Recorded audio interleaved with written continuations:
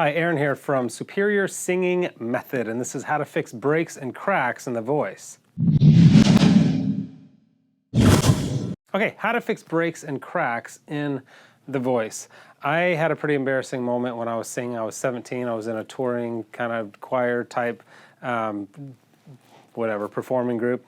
And I got this coveted solo, and I was really super excited about it, but it was a little bit out of my range. But I was like, I'm just gonna belt it and force it. I'm just gonna make it happen. So I did. It came to that note, and I was anticipating it, and I was just like, blah, and I squawked it out.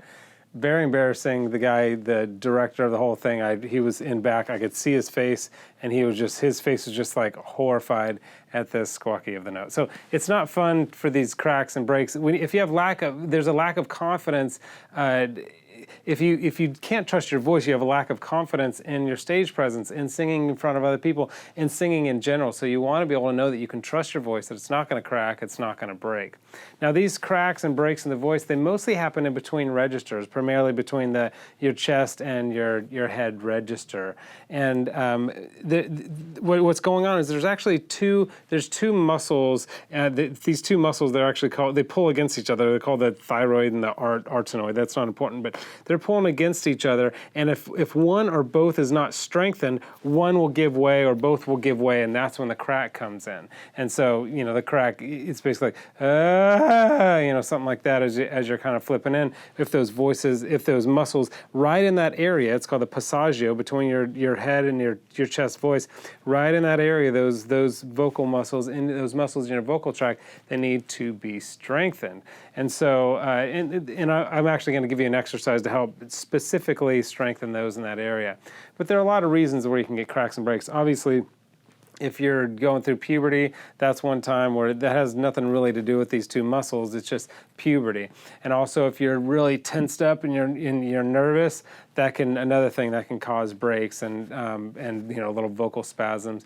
And fear. There are psychological effects, or there are physical effects to what's going on with this psychologically, which kind of forces the voice to flip and change registers, and that's not what you want. So here's what I want you to do. I've got an exercise that's going to strengthen those in that area. It's just called a 5-4-3-2-1 descend through that passageway. And so find your head voice, the lower part of your head voice, is do like an owl, hoo, hoo, hoo, hoo, and just go, ah, ah.